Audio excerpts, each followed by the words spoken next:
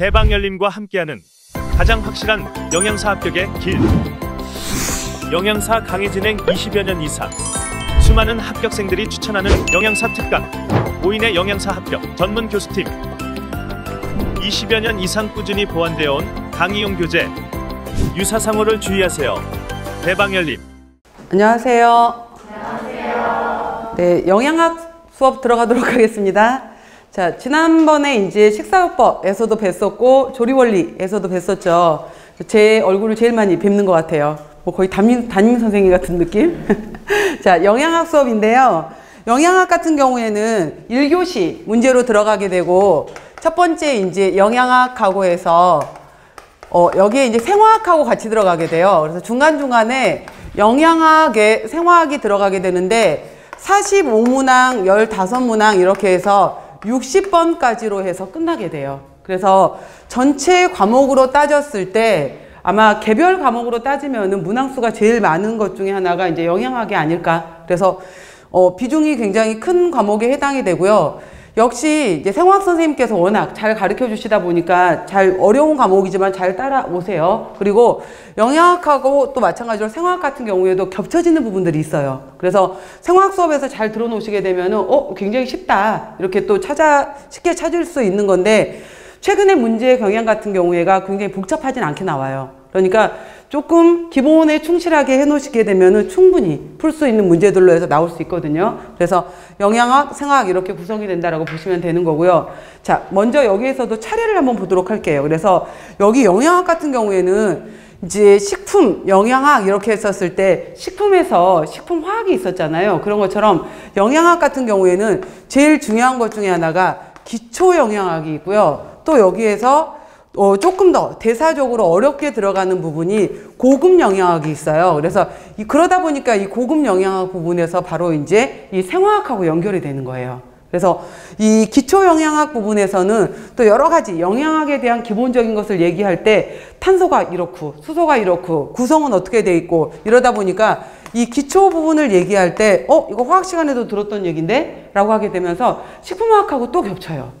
그리고 고급 영양학 같은 경우에는 대사 부분이 있기 때문에 이 대사 부분에서 생화학하고 겹치게 되는 거예요. 그래서 기초 영양학, 고급 영양학, 아마 이거는 이제 학교 다니실 때는 이 과목을 따로따로 해서 배우시게 돼요. 영양학에서는 기초 영양학 좀 더 심화 있게 된 과목이 고급 영양학 이렇게 해서 배우시게 되는 거고요. 그 다음에 또 나오는 과목이 바로 생애주기 영양학 이렇게 해서 이 과목이 또 들어가게 돼요. 그래서 보통 이 기초 영양학, 고급 영양학 파트에서 30문제 정도가 나오게 되고요. 생애주기 영양학 파트에서 15문항 정도가 나오게 돼서 45문제가 되는 거예요. 그래서 우리가 이쪽 기초 영양학, 고급 영양을 먼저 끝낸 다음에 생애주기 영양학 이렇게 해서 들어가게 될 거예요. 그래서 이런 식으로 해서 또 기초, 고급, 생애주기 영양으로 구성이 되어 있구나, 이렇게 보시면 되겠습니다. 자, 역시 마찬가지로 영양학 이론에서도 차례를 먼저 보도록 할게요. 보시면은 기초 영양학, 고급 영양학 이렇게 되어 있죠. 그래서 1장 같은 경우에는 첫 번째 오늘 배우실 부분이 바로 이제 탄수화물 이렇게 들어가 있고요. 그 다음 2장에 이제 지질이 들어가 있을 거고요. 3장에 단백질, 4장에 탄수화물, 단백질, 지질의 특징은 바로 우리 몸에서 에너지를 낸다라는 거의 특징이에요. 그래서 에너지 대사에 관련이 될 거고요. 지금 오늘 우리 수업이 지금 오후에 진행이 되잖아요. 바로 직전에 굉장히 행복하게 점심 식사들을 하고 오셨잖아요. 근데 수험생들은 점심밥을 식사를 많이 하시면 안 돼요. 수험생들 입장에서는 식사를 많이 하잖아? 그러면은 에너지 대사, 나중에 우리 배우겠지만은 에너지 대사 부분에는 기초 대사량이라는 것이 있고 활동 대사량이라는 것이 있고 식사성 에너지 소모량이라는 것이 있어요. 그러면은 식사를 마음껏 행복하게 많이 드시잖아요? 그럼 이 에너지를, 이 식사에 에너지를 쓰기 위해서 머리로 가야 될 혈액들이 다 이 장으로 몰려 들어와요. 그렇게 되면은 여기 머리로 가서 열심히 공부를 해야 되는데 장으로 가기 때문에 혈액량이 부족하게 돼요. 그래서 식곤증이 오게 되는 거고 바로 식후에 이제 잠이 오는 거예요. 그래서 공부를 하실 때는 조금 밥량을 줄이는 것도 필요해요. 그래서 공부할 때는, 그래서 나머지 때는 행복하게 드시고 조금 식곤증이 있다 이럴 때는 공부 시간에는 조금 식사량을 줄여주는 것도 방법이에요. 이게 이제 원리가 맞는 거죠. 그래서 우리가 그때 에너지 대사에서 식사성 에너지라는 것도 있어요. 그때 소모하는 에너지라는 것도 있고요. 그 다음 비타민 대사, 무기질 대사, 그리고 우리가 이제 수분까지 해서 탄수화물, 지질, 단백질, 비타민, 무기질, 수분까지 해서 배우는 부분이 바로 기초영양학, 고급영양학이에요. 그래서 여기 파트에서는 문제 구성이 어느 정도로 나오느냐 한번 체크해 볼게요. 탄수화물 파트에서 대략 5문제 정도, 그 다음에 지질 부분에서도 5문제 정도, 단백질 부분에서도 5문제 정도, 에너지 대사 부분에서 2문제 정도, 비타민 부분에서 6문제 정도, 무기질에서 6문제 정도, 수분에서 1문제 정도가 나오는데요. 왜 비타민 무기질 파트가 더 나와요? 탄수화물, 지질, 단백질은요? 라고 할 수 있잖아요. 바로 탄수화물, 지질, 단백질 대사 쪽으로는 생화학 쪽이 또 같이 섞여버리는 거예요. 그래서 생화학 쪽에서 3, 4문제씩이 계속 들어가요. 같이. 그래서 바로 이제 탄수화물 대사, 지질 대사, 단백질 대사가 탄수화물 파트로 3, 4문제씩이 들어가거든요. 그러다 보니까 바로 이제 이쪽 부분이 또 생화학 부분이 들어가게 되면서 문제 구성이 되는 거고요. 자, 뒤쪽으로 들어와서 두 번째 챕터에서 크게 생애주기 영양학 이렇게 되어 있잖아요. 그러면은 이제 첫 번째 1장에는 영양 섭취 기준 이것이 있죠. 그래서 영양 섭취 기준에 대한 것은 또 2020 한국인 영양소 섭취 기준 이렇게 해서 작년부터 또 바뀌어서 이제 시행이 됐던 내용들이 있거든요. 그래서 그 내용으로 해서 설명을 드릴 거고요. 작년에도 여기에서 만성질환 위험 감소 섭취량값, 나트륨값 물어봤었어요. 그래서 또 이걸로 해서 설명을 드릴 거고요. 그래서 한국인 영양소 섭취 기준에 관련된 그 기준에 대한 것들, 그 다음에 작년에 그 상한 섭취량 값을 물어봤었구나. 그 물어봤던 상한 섭취량 값이 설정되지 않았던 것은, 설정됐던 것은 이러한 것들이 있어요. 설명드리도록 할 거고요. 생애주기 영양학이라는 것은 뭐냐면은 생애주기, 바로 이제 임신, 바로 태아가 만들어지는 임신에서부터 임신기, 수유기, 그 다음에 1살, 영아, 그 다음에 유아, 그 다음에 초등학교 다니는 아동, 중고등학교 청소년기, 그 다음에 생애주기에서 가장 긴 성인기, 그 다음 65세 이상의 노인기까지 쭉 들어가게 돼요. 그리고 이제 우리가 운동을 했었을 때는 또 우리 몸에서 어떤 대사가 일어나느냐라는 운동 영양까지 들어가게 되는데, 자, 영양소 섭취 기준에서는 1문제, 그 다음 임신 수유기에서는 2문제, 영아기에서는 5문제 정도가 나오는데 그 이유가 뭐냐면은 바로 모유 때문에 그래요. 모유의 또 여러 가지 문제들이 2, 3문제씩이 많이 나오거든요. 그래서 영아 문제, 모유 문제가 나오면서 5문제 정도. 그 다음 유아기 1문제, 아동 청소년기 1문제, 성인기 2문제, 노인기 2문제, 운동 영양 1문제. 뭐 약간의 문제 수는 1~2문제씩은 1문제 정도씩 왔다 갔다 할 수 있어요. 그래서 이런 식으로 대략 구성이 된다라고 보시면 되겠습니다. 그래서 영양학이라는 것은 기초 영양학, 고급 영양학, 생애주기 영양학으로 구성이 된다 이렇게 보시면 돼요. 그리고 이 영양학 같은 경우에는 내용이 좀 굉장히 많기는 하지만은 매우 깊게는 안 들어가요. 매우 깊게 들어가진 않으니까 수업시간 자체, 모든 수업시간이 마찬가지긴 하지만은 수업시간 자체에 정말 제대로 몰입해서 잘 이해하시면은 간단하게 문제 잘 오히려 어렵지 않게 풀 수 있는 파트가 오히려 영양학인 것 같아요. 자, 이제 본격적으로 한번 들어가 보도록 할게요. 제1장 탄수화물 이렇게 들어갔는데, 자, 탄수화물의 정의라고 했죠. 그래서 카보하이드레이트의 정의부터 나왔고요. 제가 항상 큰 제목을 보라 그랬죠. 보시면은 탄수화물의 정의가 나와 있고요. 이 정의 부분은 또 식품화학에서 워낙 중요하게 나와요. 그래서 식품화학하고 겹쳐지는 부분이고요. 실제로 영양학에서 더 중요한 것은 두 번째 걸 많이 물어봐요. 탄수화물의 기능은 무엇이냐? 우리가 왜 탄수화물을 섭취하느냐? 그러니까 영양학적인 기준은 이거예요. 우리가 탄수화물을 섭취하는 이유, 두 번째 챕터, 탄수화물의 기능. 그래서 쭉 이제 6가지가 나와 있죠. 에너지의 근원이다. 이거 쭉 이제 공부를 하실 거고요. 그 다음에 바로 소화와 흡수. 탄수화물의 3, 소화와 4, 흡수가 어떻게 이루어지는지. 그 다음 또 탄수화물 같은 경우에는 우리 몸에서 바로 포도당, 혈당 조절 굉장히 중요해요. 그 다음 탄수화물 항상 우리 몸은 적절히 먹어야 돼요. 너무 많이 먹어도 안 되고 조금 먹어도 안 되고. 그랬을 때 탄수화물과 관련된 건강하고 관련된 내용들을 쭉 설명할 거예요. 그 다음 또 식이섬유에 관련된 내용, 그 다음 8 마지막 섭취 기준과 근원으로 해서 이론은 굉장히 간단하게 구성은 했지만 내용은 굉장히 많은 부분이 바로 영양학이에요. 그래서 수업 시간의 내용을 잘 따라와 주시기 바랍니다.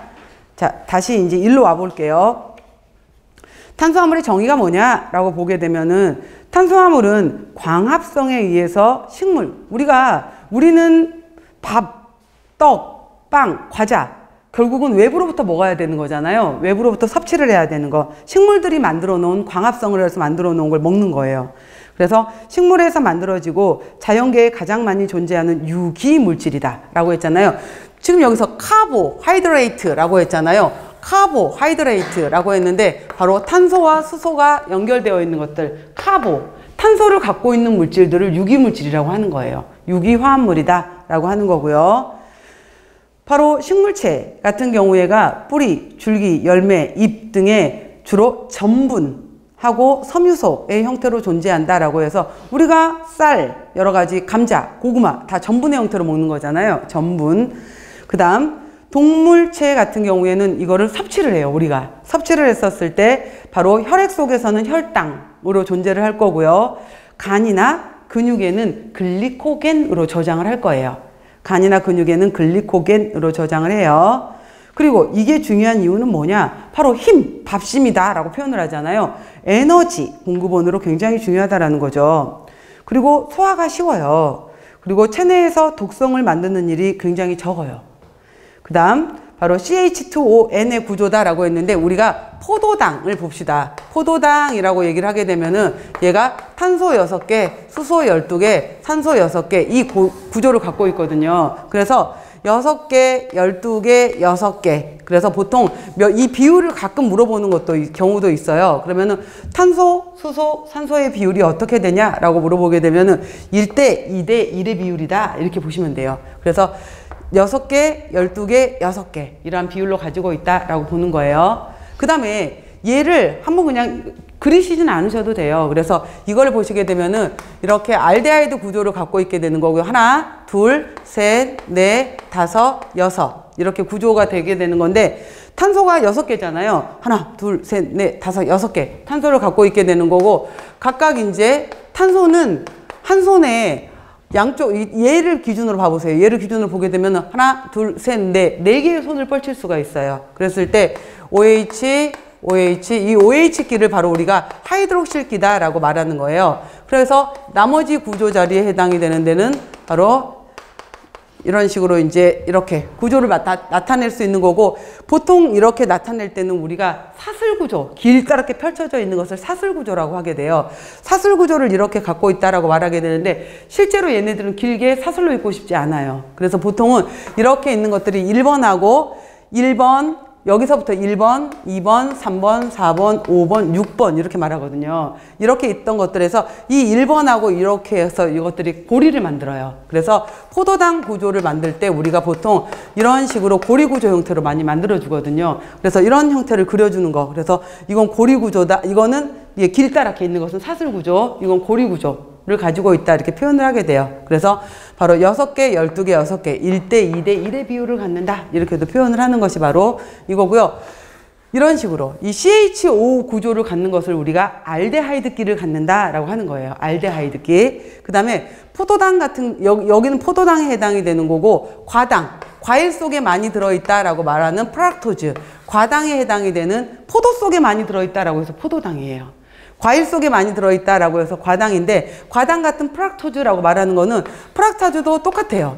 개수는 똑같은데 얘는 갖고 있는 구조의 형태가 틀려요. 얘는 2번 탄소 위치가 이렇게 되어 있거든요. 그래서 나머지 구조들은 거의 비슷하게 생겼는데 1, 2, 3, 4, 5, 6 나머지 구조는 다 거의 비슷하게 생겼는데 2번 탄소에 이런 구조를 갖고 있어요. 프락토즈의 경우에는. 그래서 중간에 이런 구조를 갖고 있는 것을 우리가 바로 케톤 형태를 가지고 있다라고 하는 거예요. 그래서 케톤 형태를 가지고 있는 것도 있고 이런 식으로 알데하이드끼리 구조를 갖고 있는 것도 있다라고 해요. 그래서 이름들, 명칭들 CO 형태를 갖고 있는 것은 케톤, CHO를 갖고 있는 것은 알데하이드 구조를 갖고 있다라고 얘기를 해요.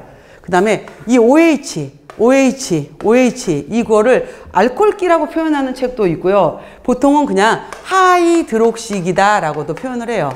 하이드록시기, OH기를 하이드록시기다 라고 표현을 해요. 그래서 하이드록실기는 봐보세요. 하나, 둘, 셋, 네 개를 갖고 있잖아요. 그래서 보통 2개 이상을 갖고 있다 이렇게 표현을 해요. 2개 이상을 갖고 있다.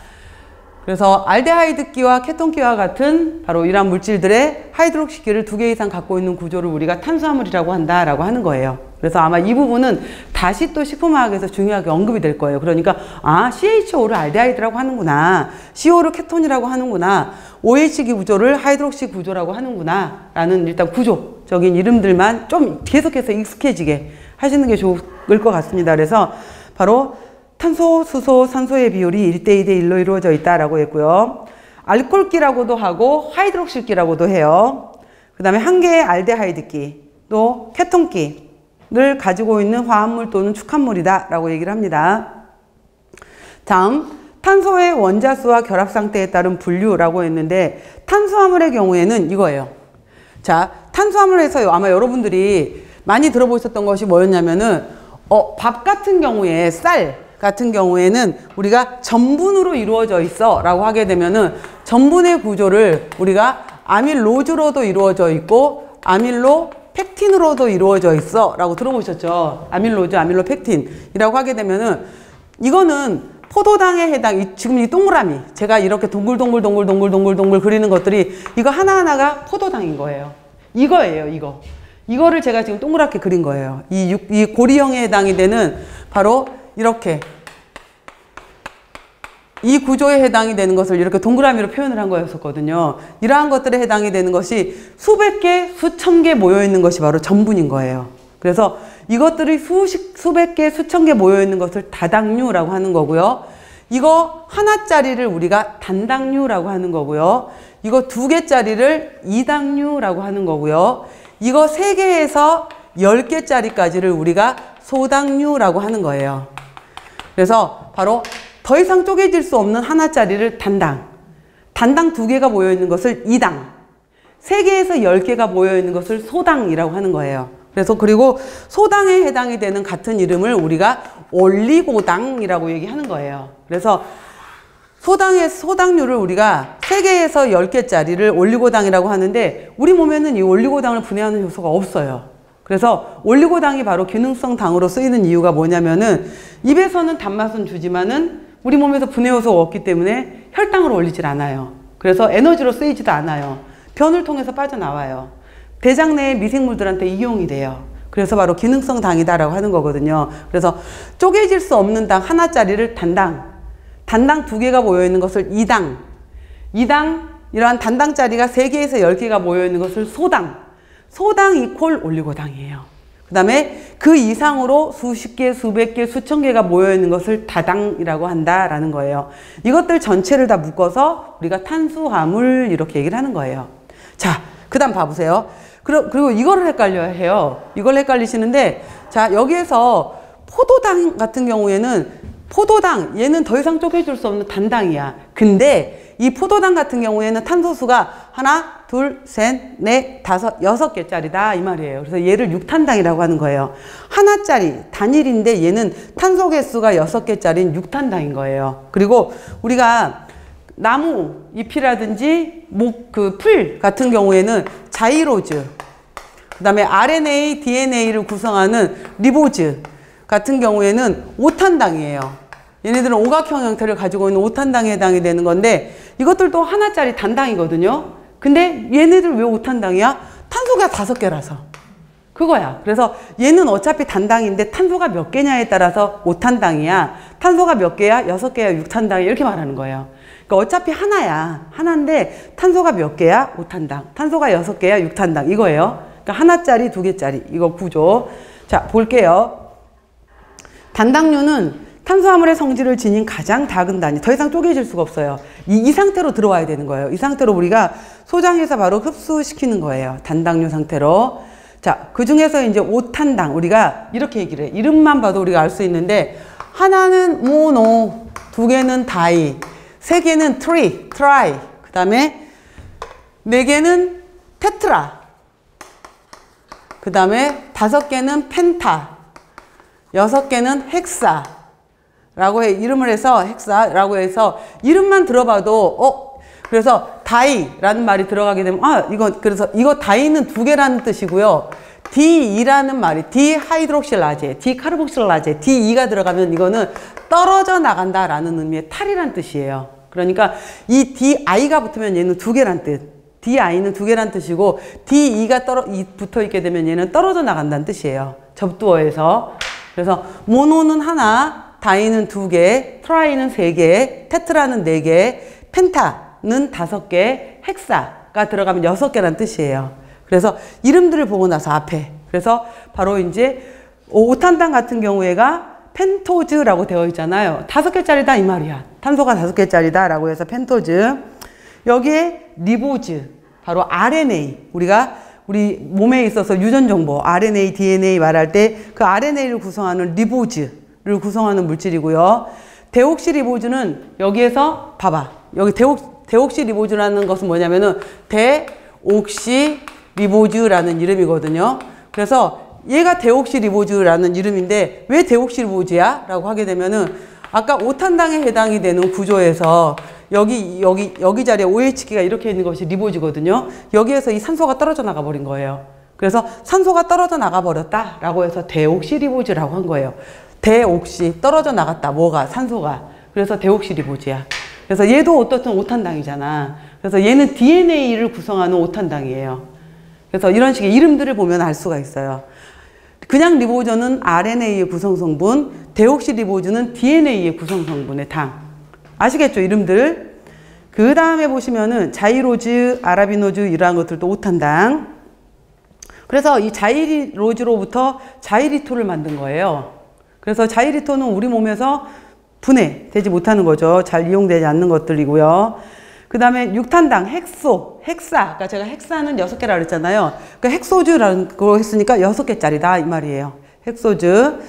보시면은 자, 포도당을 우리가 글루코즈라고 하고요. 과당을 프락토즈라고 하고요. 갈락토즈 같은 경우에는 자, 갈락토즈는 여러분들 단독으로 없어요. 자연계에는. 자연계에 없고요. 갈락토즈 같은 경우에는 보통 어디에 들어있냐면은 갈락토즈는 우유 속에 들어있어요. 우유 속에 단독으로 들어있지는 않고 우유 속에 락토즈 상태로 들어있어요. 락토즈 상태로 들어있다가 우리가 이 락토즈를 먹었을 때 락토즈가 분해가 되면은 얘는 2개짜리 당이야. 그러니까 얘를 쪼개야 돼. 얘는 락타제가 있어서 쪼개야 돼요. 그래서 얘를 쪼개게 되면은 글루코즈와 바로 갈락토즈로 쪼개지게 되는 거예요. 이렇게 쪼개져. 그래서 이 갈락토즈가 만들어지는 거지 자연계에 단독으로 갈락토즈가 들어있지는 않아요. 그래서 나중에 우리가 이제 생애주기 영양학을 더 자세히 배우시게 되면은 그때 모유의 특징하고 우유의 특징을 배우시게 되면은 그때 모유하고 우유를 비교했었을 때 모유에 더 많은 성분이 뭐야? 라고 물어보게 되면은 모유에는 유당이 더 많이 들어있어요. 왜? 그러면은 모유 같은 경우에는 유당이 들어있어서 유당의 이 갈락토즈가 뇌 발달을 도와주거든요. 그래서 갈락토즈가 뇌 발달을 도와줘. 이런 식으로 해서 바로 사람의 아기 같은 경우에는 당장에 걷는 것보다 태어나서 뇌 발달이 이루어지는 것이 먼저 중요해요. 근데 송아지나 다른 동물들 같은 경우에는 천적으로부터 도망가려면 태어나자마자 먼저 걸어야 되잖아요. 그러니까 얘는 뼈 발달이 중요한 거예요. 그러니까 얘는 칼슘이 많아야 돼. 근데 사람은 1년 뒤에 걷잖아. 돌 때. 돌 무렵에나 걷는 거고 사람은 돌 때까지 뭐가 발달이 돼야 돼? 뇌가 발달이 돼야 돼요. 그래서 DHA, 리놀레산, 유당 여러 가지라는 것들이 많아서 뇌 발달에 집중을 하는 거예요. 사람은. 그래서 모유와 우유의 특징이 있어요. 그래서 이러한 것들에 대해서 우리가 이제 뇌 발달 이렇게 말하는 거 쓰시고요. 다음 2당류짜리 2개, 그러니까 단당류가 2개가 모여있는 것을 2당류다라고 얘기를 하게 돼요. 지금부터 계속 외우는 거예요, 여러분들. 메가당이라고 말하는 것은 엿당이라고도 해요. 엿당. 메가가 뭐냐면은 보리야, 보리싹. 보리싹으로부터 얻은 거다라고 말했잖아. 쉽게 말하면 뭐냐면은 엿기름이에요, 엿기름. 엿기름, 우리 식혜 만들 때 만들어낸 엿기름 있잖아요. 그 엿기름이 바로 메가당이에요. 엿기름으로부터 얻어낼 수 있는 거. 그래서 여기 있는 우리가 메가당은 바로 말토즈라고도 이름을 붙이고요. 얘는 이렇게 돼 있어. 메가당은 자, 메가당은 얘를 쪼개는 효소가 말타제라는 효소예요. 그래서 쪼개면은 얘는 글루코즈, 포도당 이렇게 쪼개져요. 자, 효소도 쓰기. 메가당 메가당은 말타제가 분해를 시켜서 바로 쪼개면은 포도당 두 분자로 쪼개져요. 그래서 우리가 바로 그래서 식혜 속에는 바로 메가당이 많이 들어있는 거예요. 식혜 안에는 메가당이 들어있는 거고요. 그 다음 나와 있는 것이 메가당 다음이 서당이죠. 우리가 서당 같은 경우에는 이름이 되게 많아요. 서당, 설탕, 자당, 슈크로즈. 이게 전부 다 설탕의 이름이에요. 서당, 설탕, 자당, 슈크로즈. 전부 다 설탕의 같은 이름들을 얘기하는 거예요. 근데 이 설탕의 경우에는 2당인데 얘는 슈크라제라는 걸로 쪼갤 수가 있어요. 슈크라제라는 걸로 쪼개게 되거나 혹은 침 속에 들어있는 인볼타제라는 걸로 쪼갤 수가 있어요. 인볼타제로 쪼개게 되면은 얘는 바로 포도당과 과당으로 쪼개질 수가 있어요. 포도당과 과당으로. 근데 이게 설탕이 설탕이었을 때보다 포도당하고 과당으로 쪼개지면 단맛이 더 커져요. 왜? 왜냐면은 설탕의 단맛이 1이라면은 과당의 단맛은 1.7이거든요. 그래서 바로 과당의 단맛이 더 많이 만들어져 버리기 때문에 얘 때문에 단맛이 더 커지게 돼요. 그래서 바로 설탕을 이용해서 인볼타제를 이용해서 포도당과 과당으로 쪼개져 있는 대표적인 것이 바로 꿀이 돼요. 꿀. 얘가 꿀이 되는 건데 꿀의 형태로 해서 바로 포도당과 과당의 비율이 1대1로 들어있는 이러한 형태에 해당이 되는 당을 우리가 전화당이다 라고도 얘기를 해요. 전화당. 그래서 설탕을 슈크라제 인볼타제를 통해서 쪼개서 바로 포도당과 과당이 1대1로 섞여 있게 되는 것을 전화당이라고도 한다라는 거예요. 다음 그 다음에 들어가는 것이 바로 이제 유당이죠. 유당 같은 경우에도 젖 속에 많이 들어있다라고 해서 유당, 젖유자를 써서 젖당이라고도 하게 되는데 얘도 2개짜리예요.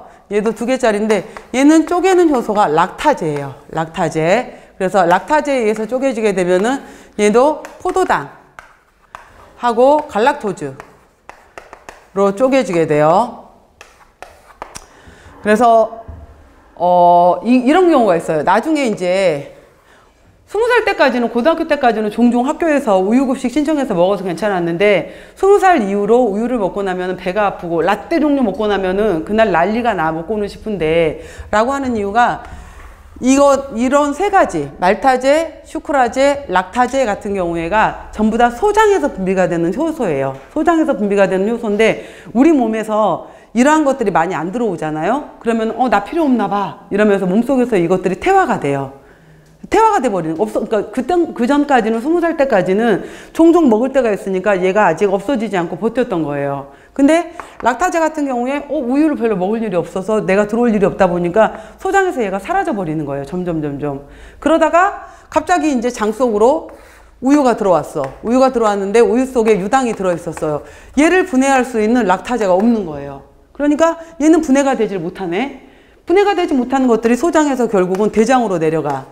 소화되지 못했으니까 대장으로 내려갔더니 대장에 살고 있는 대장균들이 겁나 좋아하는 거예요. 대장균들은 얘를 엄청 좋아하거든요. 그러니까 대장에 있는 대장균들이 유당을 분해해서 부글부글 CO2 가스도 만들어내고 수소 가스도 만들어내고 또 주변에서 가스 만들어지니까 물도 끓여 들어오고 이러면서 거품성 설사 부글부글 바로 이걸 일으키는 것을 우리가 유당불내증이라고 하는 거예요. 그럼 이 사람들은 어떻게 해야 돼? 그래서 요즘에 그런 우유도 있잖아요. 성인용 우유, 착한 우유. 그래서 우유 제품에 애초에 이거를 분해시켜서 처음부터 넣어놓은 우유. 그러니까 이걸 분해시켜 놓은 우유. 그리고 약간 이제 이거보다는 흰 우유보다는 그 칼슘 때문에 우유도 먹어야 되는데 성인들도 이렇게 말하는 경우에 그러면 그거보다는 요거트라든지 뭐 그 발효된 제품들을 먹어주게 되면은 발효 과정에서 이것들이 분해가 되게 돼요. 그러다 보니까 유당이 적은 제품 형태로 해서 칼슘이나 다른 영양소들이 들어있는 형태를 먹을 수가 있게 되는 거예요. 그래서 바로 이 3가지 기억하기. 바로 메가당, 서당, 유당 3가지는 2당에 해당이 되고 각각 분해하는 효소들 기억하세요. 말타제, 슈크라제, 락타제. 뒤에 또 다시 나올 거예요. 자, 이런 특징들이 있고요. 좀 작은 칸에 너무 많이 쓰시고 계시죠? 뒤에 있을 거예요. 그 다음 볼게요. 자, 다시 얘기할 거예요. 올리고당은 3개에서 10개짜리 해당이 돼요. 자, 라피노즈, 스타키오즈라고 했는데 라피노즈는 당 3개가 결합한 거예요. 갈락토즈, 그러니까 갈락토즈, 포도당, 과당이 결합한 라피노즈고요. 스타키오즈는 갈락토즈 안 써도 돼. 스타키오즈는 갈락토즈, 포도당, 과당이 결합한 건데 이 올리고당은 우리 몸에 분해 요소가 없어요. 없기 때문에 애초에 이것들은 장내로 우리 몸 안으로 들어가게 되면 가스를 유발시켜요. 그래서 예전에 세상에 이런 일이 이런 비슷한 거 나오기 전에 뭐 완전 뭐 세상 웃긴 TV 이런 거 보여주는 게 있었어요. 근데 영국 사람이었었는데 이 사람은 마이크를 갖고 다니면서 전 세계 공연을 다녀요. 근데 마이크를 입에다 대는 것이 아니라 마이크를 똥꼬에다 대요. 그래서 마이크 똥꼬로 모든 노래를 연주를 해. 근데 가스를 뿜어내면서 연주를 하는 거예요, 이 사람은. 그래서 배에 가스가 가득 차 있어. 그래서 이 사람의 가스는 전부 다 맥주하고 땅콩이에요. 그래서 맥주 땅콩으로 이제 가스량을 비축을 해놨다가 공연 때 이걸 뿜어내는 거예요. 그래서 콩 종류들. 콩 종류에 해당이 되는 것들이 바로 라피노즈와 스타키오즈인데 이게 분해가 안 되면서 대장 내에서 가스를 많이 만들어요. 그래서 라피노즈, 스타키오즈는 두류에 많이 들어있는 거고요. 자, 난소화성이다 라는 뜻은 우리 몸에서 분해가 안 된다 이 말이에요. 난소화성이다. 그 다음에 비피더스의 증식 인자이다 라고 했는데 옛날에는 이게 뭐냐면 세상이 변하면서 과학도 변해요. 그래서 옛날에는 이것들 소화를 불편하게 하고 나쁘게 하는 건가 봐 라고 했는데 지금은 아니에요. 이걸 오히려 좋게 보는 거예요. 옛날엔 그래서 두류 제품에서 그러면 이러한 것들을 장을 불편하게 하고 나쁘게 하니까 없애야 되는 거 아니야? 라고 했는데 요즘에 사람들이 너무 정제된 걸 많이 먹다 보니까 오히려 대장암, 결장암, 직장암 이러한 현대인들의 암이 많아졌잖아요. 그래서 아니야, 오히려 장을 적절하게 자극을 해줄 필요가 있겠다 라고 하게 되면서 요즘에 여러분들 대변은행 얘기 들어보신 적 있죠? 대변은행. 대변은행이 뭐냐면은 그러니까 우리가 소장이 이렇게 있고 대장이 이렇게 있잖아요. 그랬을 때 대장에 수천 가지의 종류의 그 세균들이 살고 있어. 수천 가지의 세균이 살고 있는데 정상적으로 건강하고 날씬하고 질병이 없는 사람들의 대변을 받아요. 이 사람들의 대변을 받은 다음에 이 사람들의 대변 속에서 좋은 균만 추출해내. 그래서 실제 대변을 받아요, 샘플로. 대변 기증을 해요. 그래서 이 사람들의 대변을 받아서 그 좋은 균들을 찾아내는데 그 사람들의 균 속에 많이 들어있는 균이 바로 비피더스 균이에요. 이 비피더스 균을 받아서 캡슐화 시키는 거야. 그리고 나서 최근에 대장암 수술을 받았어. 그 다음에 비만인 사람들이야. 라고 한 사람들한테 이 캡슐을 먹이는 거예요. 그러니까 건강한 사람한테 얻었던 변을 정제를 해서. 그래서 실제로 이렇게 변을 받아서 캡슐화 시키는 과정에서 그래서 사람들로부터 변을 받거든요. 그리고 제가 아는 사람 같은 경우에도 대변은행 이거 프로젝트를 진행을 해요. 그래서 소아과에 오는 엄마와 아기의 변을 같이 받아요. 그래서 이 변을, 그래서 이거 추출하는 그 공정 과정에 실험실 가잖아요. 냄새 죽인대요. 그래서 내가, 난 그 실험 안 하고 싶다. 막 이랬었는데, 아무튼 그거 해야 될 거 아니야. 변에서 걸러내야 되니까. 그래서 이제 실제로 이거 비피더스 균이고요. 그 다음에 나쁜 이제 균에 해당이 되는 것은 이콜라이 뭐 여러 가지 이제 스트랩토코커스 이런 균주들은 나쁜 악취를 풍기는 거예요. 그래서 실제로도 뭐냐면 이건 안 써도 되는데 나중에 우리가 생애주기 영양학에서 모유를 먹인 아기 똥하고 우유 먹인 아기 똥하고 틀려요. 모유 먹인 아기 똥은 훨씬 더 색깔이 약간 노라면서 무른 변이야. 근데 분유를 먹인 아기는 변이 더 단단한 변이에요. 근데 모유 먹인 아가의 변에는 비피더스균이 많아요. 근데 분유를 먹인 아기 변에는 대장균이 많아요. 그러니까 이런 특징들이 있거든. 그래서 여러분들 왜 락토핏부터 시작해서 여러 가지 프로바이오틱스 제품들 드시잖아요. 그게 바로 대장 내 건강한 균들을 먹어주는 거예요. 지금 그게 락토핏이라고 말하는 그 여러 가지 제품들이. 그래서 이러한 균주 자체에 해당이 되는 것을 우리가 프로바이오틱스다라고 얘기를 하는 거 많이 들어봤잖아. 이런 균주 자체를 프로바이오틱스라고 얘기하는 거고요. 이 균주들의 먹이가 되는 것을 우리가 프리바이오틱스다라고 얘기를 해요. 그래서 바로 이 라피노즈, 스타키오즈가 바로 이 대장균들의 먹이가 돼주는 거예요. 그러면 대장균들의 먹이가 된다라고 했잖아. 그럼 얘는 프로바이오틱스예요? 프리바이오틱스예요? 그렇죠. 프리바이오틱스. 그래서 라피노즈와 스타키오즈가 프리바이오틱스가 돼주는 거예요. 그래서 옛날에는 가스 발생시키고 몸에 불편하게 하네, 나쁘네 라고 봤던 것들이 요즘엔 오히려 프리바이오틱스로 굉장히 좋은 기능을 하는구나 이렇게 보게 되는 거예요, 지금은. 그래서 프리바이오틱스로 작용을 하게 되는 거고요. 비피더스의 증식 인자, 이 뜻이 바로 프리바이오틱스다 라는 뜻이에요. 다당류는 10개 이상의 단당류의 축합체지만 사실은 굉장히 많은 수십 개, 수천 개가 모여 있는 거고요. 자, 동물에 우리가 동물, 사람들의 경우에도 그걸 많이 먹고 나면은 탄수화물 종류를 많이 먹고 나면은 에너지로 쓰고도 남아. 그러면은 간에 저장을 해요. 그래도 남아 라고 하게 되면 또 근육에도 저장을 해요. 그래도 남아 라고 하게 되면 지방으로 저장을 해요. 그래서 탄수화물도 많이 먹게 되면 지방으로 갑니다. 그래서 간과 근육에 저장한다 라고 했는데 써놓으세요. 간은 일정량이 간 크기가 있잖아요. 그래서 대략 100g 정도 저장을 하고요.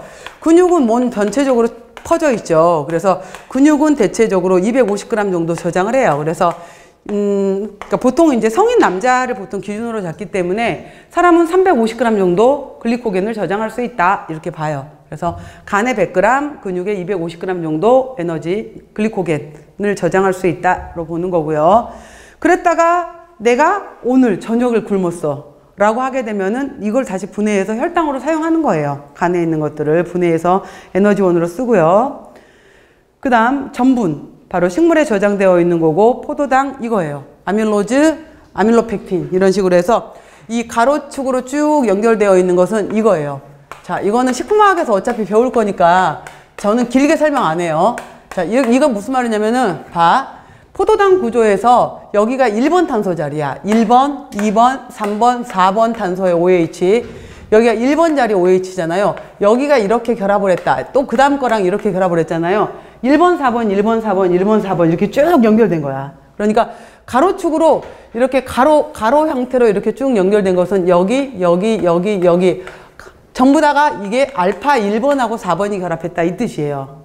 자, 그러다가 갑자기 이렇게 연결되는 부분들이 하나씩 생겨. 이렇게. 그럼 얘는 뭐야? 라고 하게 되면은 바로 이 구조의 경우에 이렇게 가다가 쭉 이렇게 가지가 가고 있다가 이렇게 1번, 4번이 옆으로 연결된 것은 1번, 4번이라 그랬잖아요. 1번, 4번이 가다가 갑자기 가지를 친다 라고 하게 되면은 얘는 어떻게 된 거냐 라고 하게 되면 여기 1번 OH하고 6번하고 이렇게 결합한 거예요. 그래서 이렇게 가지가 생긴 거예요. 그래서 이거를 알파 16 결합이다 라고 얘기하는 거예요. 1번하고 6번이 결합했다 라고 해서 그래서 바로 아밀로펙틴은 이렇게 가다가 중간중간에 이렇게 가지가 있는 것을 우리가 아밀로펙틴이라고 하거든요. 그래서 아밀로펙틴은 이렇게만 연결된 것은 알파 14 중간에 이렇게 가지가 있는 것은 알파 16을 가지고 있다라고 얘기를 하는 거예요. 14와 16. 이 파트는 워낙 식품학에서 더 자세히 배워요. 14와 16 부분. 자, 이런 내용들도 있다라는 거. 그리고 한 가지 종류로 글루코즈로만 되어 있는 것들을 우리가 글리코겐, 전분 이걸 단순 다당류. 한 가지로만 쭉 연결되어 있는 거. 두 가지 이상이 섞여 있는 것들을 복합 다당류라고 해요. 여기에는 헤미셀룰로즈도 있고 펙틴도 있고 헤파린도 있다라는 거. 자, 여기까지 설명했어요. 일단 봐봐. 탄수화물을 이루고 있는 거에 하나, 더 이상 쪼갤 수 없는 걸 단당. 두 개가 모였으면 2당. 3개에서 10개짜리를 소당 혹은 올리고당. 10개 이상 수십 개, 수백 개, 수천 개짜리를 다당. 됐죠? 여기까지 했어요. 자, 이런 식으로 해서 이제 탄수화물의 정의 이렇게 설명을 할 거예요. 그래서 쭉 들어갈 거고요. 자, 탄수화물의 기능 간단하게 에너지만 설명을 해볼게요. 탄수화물의 기능에서 봐보세요. 1번. 이건 굉장히 중요해요. 이게 제일 중요한 파트예요. 에너지의 근원이다 라고 했고요. 두 번째, 단백질의 전략작용이라는 말 굉장히 중요해요. 단백질, 도대체 왜 단백질의 전략작용인지 이 용어 정리. 그 다음에 계속 빠지지 않고 나오는 거. 케톤증을 방지한다? 이게 도대체 무슨 말이야? 케톤증을 방지한다. 그 다음에 여기 세 번째까지가 중요 키워드고요. 그 다음 뭐 감미료야. 당연히 알고 있는 거고 혈당을 유지한다. 기타 나와 있죠. 자, 봐볼게요. 에너지의 근원. 1g당 우리가 4kcal의 에너지를 공급하고 소화흡수율도 굉장히 좋아요. 그래서 평균 98%다 라고 했죠. 자, 페이지 31쪽 이렇게 써보세요. 페이지 31 그리고 31페이지를 한번 가보세요. 자, 31페이지 아닌데 제가 잘못 써놨구나. 페이지 31이 아니라 페이지 31이 아니라 페이지 28 제가 잘못 썼어요. 페이지 28쪽 가보세요. 페이지 28을 가보시게 되면은 에너지 대사에서 그 표 봐보세요. 표. 보시면은 탄수화물, 지방, 단백질, 알코올 나와 있죠. 그래서 그 표 보시면은 칼로리미터로 측정된 열량가가 있고요. 그래서 4.15, 9.45. 자, 다시 28쪽 표 보시면은 탄수화물, 지방, 단백질, 알코올 중간 표 보세요. 칼로리미터로 측정된 열량가는 4.15, 9.45, 5.65, 7.1이었는데 자, 세 번째 단락 보시면은 체내에서의 소화율 봤더니 탄수화물이 98%, 지방이 95%, 단백질이 92%. 단백질이 소화율이 가장 낮아요. 단백질을 소화시킬 때 가장 힘들어요. 그 다음에 알코올은 100%야. 먹는 대로 흡수가 돼요. 그대로 알코올은.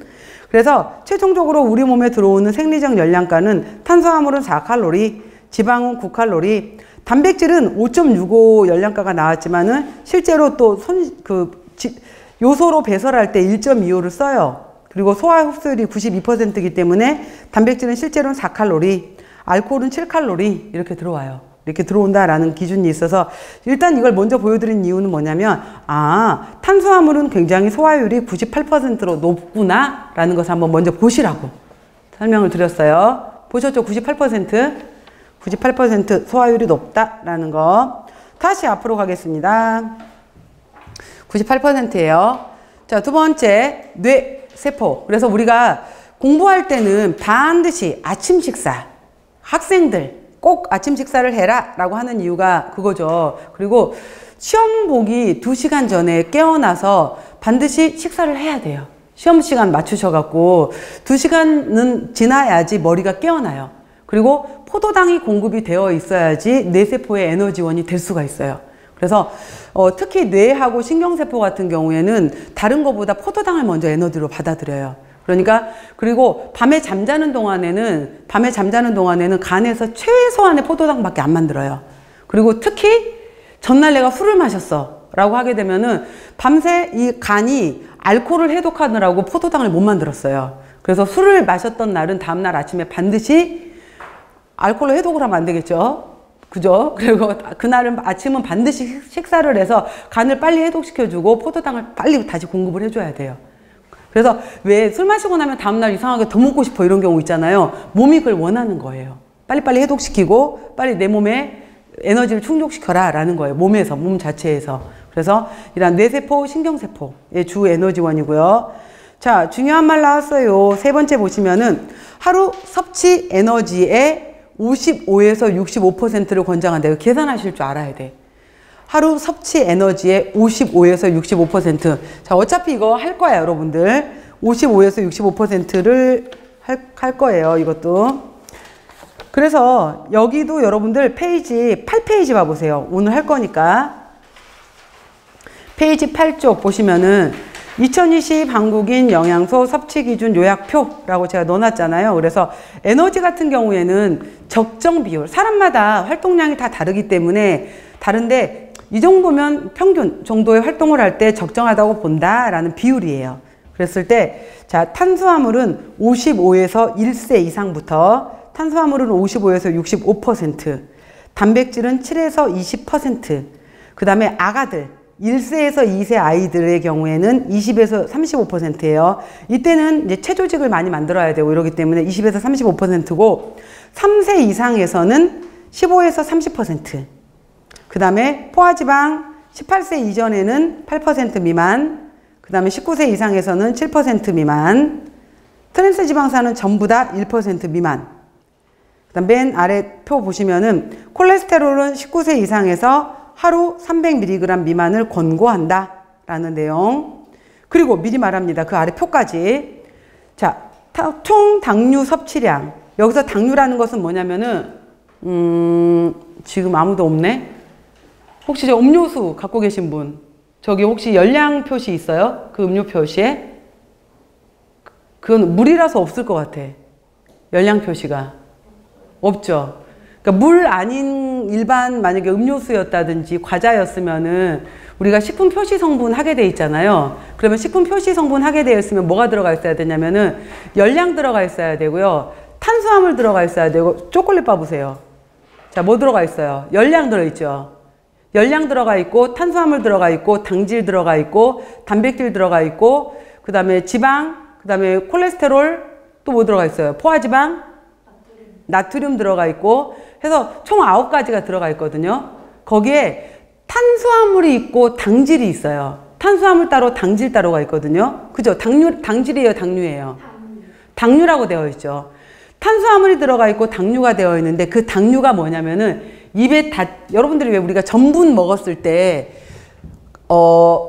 감자 전분, 쌀 전분 먹었을 때 입에 넣자마자 달아 라고 느껴요?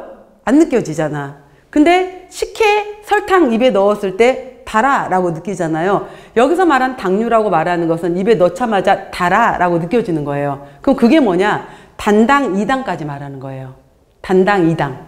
단당 2당을 바로 당류라고 하는 거예요. 단당 2당까지. 그러니까 이것들은 바로 몸에 흡수가 되는 것들. 그래서 우리가 산에 갈 때 갖고 가는 것들 있잖아요. 사탕, 초콜릿. 그 다음에 이러한 것들이 바로 당류라고 하는 것들이에요. 바로 흡수가 되는 것들, 당류. 총 당류 섭취량은 총 에너지 섭취량의 10에서 20, 우리나라 사람들이 거의 쌀 먹는 그람 수하고 설탕 먹는 그람 수하고 거의 비슷하대요. 그러다 보니까 이제 이 당류 섭취가 워낙 많아지면서 여러 가지 합병증이 너무 많아지는 거예요. 그래서 줄이자 좀. 그래서 총 당류 섭취량을 전체 에너지의 10에서 20%로 제한하고 특히 식품에 여러분 그 생각 안 들어? 떡볶이 드실 때 내가 떡볶이를 먹는 건지 설탕물을 먹는 건지 너무 달고 짜고 이런 경우 많잖아요. 그거예요, 지금. 그래서 조리 및 가공 시 첨가되는 첨가당은 총 에너지 섭취량의 10% 이내. 이 숫자들. 총 당류 섭취량은 10에서 20%로 제한하고 첨가당은 10% 이내로 섭취하도록 한다라고 했고요. 우리나라 사람들이 먹는 첨가당의 주요 근원이 바로 설탕. 그 다음에 중고등학교 청소년들의 가장 문제가 되는 것이 바로 음료수예요. 액상과당. 음료수송의 액상과당, 그 다음에 물엿, 당밀, 꿀, 시럽, 농축 과일 주스 등이 있다라고 했어요. 그래서 바로 당류에 대한 것까지 설명을 미리 드렸어요. 그래서 당류라고 말하게 되면 아, 단당 2당을 말하는 거구나. 바로 흡수가 되는 것들. 물론 혈당이 떨어졌을 때 먹어야 돼. 근데 평소에는 아니라는 거예요. 평소에 많이 먹어버리게 되는 거고, 그 다음에 이따 얘기하겠지만은 액상과당 그랬잖아요. 과당. 이 프락토즈 같은 경우에는 밥 먹고 과일 또 먹고 이렇게 되는 건데, 물론 밥을 안 먹고 과일을 먹었을 때는 이 과일이 혈당으로 이용이 돼요. 근데 밥도 먹고 과일도 먹고 그러면 이 과당의 경우에는 얘는 나는 혈당으로 갈 필요가 없네? 라고 하게 되면 얘는 바로 지방으로 넘어가 버려요. 그래서 얘는 바로 중성지방을 만들거나 얘는 콜레스테롤을 합성하는 대사로 바로 넘어가 버려요, 과당은. 그렇기 때문에 그 밥 먹고 난 식후에 바로 과일 한꺼번에 많이 먹는 거 절대 안 좋아요. 그래서 사과도 그래서 과일은 가능하면 식간에 드시는 거예요, 식간에. 식사 사이 간식으로 드시는 거고, 드시더라도 우리 식품교환표에서 일교환 단식이 있었잖아요. 사과 3분의 1개, 귤 하나, 뭐 토마토 그 소 작은 걸로 해서 2개 이렇게 있었던 거 있죠. 바나나도 2분의 1개. 에이, 진짜 그러느니 안 먹고 만다 뭐 이러는 거 있죠. 되게 웃긴 게 나중에 비만 배우실 때 아시겠지만은 그 비만에서도 간식 줄 때 절대 주먹 사이즈 이상 주면 안 돼요. 먹다 보면 식욕이 더 자극돼 갖고 더 커지거든. 그래서 그런 게 있는데 아무튼 과일의 경우에도 식후에 바로 먹거나 같이 먹는 거 절대 금하는 거예요. 그래서 동시에 같이 들어버리게 되면 이 과당은 바로 중성지방이나 콜레스테롤로 넘어가는 대사로 가게 돼요. 에너지가 많았을 때는 과당의 경우에. 자, 이러한 특징들이 있다. 그래서 액상과당도 굉장히 문제가 돼요. 액상과당. 자, 앞으로 다시 올게요. 그래서 자, 55에서 65% 기억하십시오. 하루 퍼센트 숫자 나오는 것들 55에서 65%. 간과 근육의 글리코겐으로 저장이 되고요. 글리코겐은 가지가 많은 구조로 빠른 속도로 분해가 될 수 있다라고 했어요. 무슨 말이냐면은 다음번에 제가 지금 계속 다른 과목들을 얘기해서 많이 헷갈리실 텐데 다음번에 보시면은 지금 이 전분의 경우에는 아밀로펙틴으로 해서 주로 저장이 되어 있다면은 동물도 그렇고 인간도 그렇고 간이나 근육에 글리코겐으로 저장을 하거든요. 근데 이 구조가 알파14, 알파16으로 해서 구조 결합하는 형태가 비슷해요. 근데 전분은 길다랗게 가다가 중간중간에 가지가 이렇게 펼쳐지는 나무와 같은 형태라면은 동물의 글리코겐 같은 경우에는 가지가 짧으면서 중간중간에 이렇게 펼쳐지면서 전체적으로 봤었을 때 동그란 형태로 해서 가지는 짧고 길이가 많은 동그라미 형태예요. 그러다 보니까 알파 14 여러 가지 16 이렇게 효소가 알파 아밀라제, 베타 아밀라제 효소가 작용을 했었을 때 효소들은 끝에서부터 중간중간에 막 치고 들어와 버리거든요. 가지가 많다 보니까 이 효소가 차근차근 들어온다면 얘네는 가지가 많다 보니까 중간에 우르르 끊어버리는 거예요. 그래서 가지가 많은 것들이 훨씬 효율적으로 이용이 된다라는 거예요. 그래서 이러한 것들이 중간에 동시에 들어올 수가 있어요. 가지가 많은 것들을 쭉 쳐버리기 때문에. 그래서 이 글리코겐이 훨씬 효율적으로 이용이 돼요. 가지가 많은 특징들이. 그래서 이러한 특징들, 가지가 많은 구조로 쉽게 분해될 수가 있는 특징이 있다. 효소에 의해서 쉽게 분해가 돼요. 그 다음, 자, 이거 중요한 단어. 단백질 전략작용. 뭐냐면은, 다음번에 우리가 단백질 부분에서도 단백질도 에너지가 돼요. 근데, 단백질이 에너지가 된다라는 것은 쭉 있는 내용 중에서 단백질 파트에서 맨 마지막에 있어요. 왜? 단백질이 에너지가 되는 건 몸에 좋은 게 아니야. 단백질이 에너지가 된다라는 것은 내 몸이 분해가 된다는 뜻이야. 내 몸이 분해가 된다라는 것은 면역력이 극도로 나빠졌다는 얘기예요. 그래서 단백질은 웬만하면은 내 몸에 분해가 되면 안 돼. 그래서 바로 당질이 부족했었을 때 오죽했으면 단백질이 분해가 될 거야. 그러니까 당질을 충분히 먹어주게 되면은 단백질 분해가 될 일을 막아주는 거예요. 그 의미야. 그래서 다음번에 우리가 이제 식사요법에서 간질환 배울 거거든요. 급성 간염, 만성 간염. 그때 그 경우에서 간질환 환자들한테 충분한 당질을 섭취하시오라고 얘기를 해요. 그 이유가 바로 간세포의 단백질 보호작용이란 말이 있어요. 자, 그 얘기예요. 단백질 전략작용.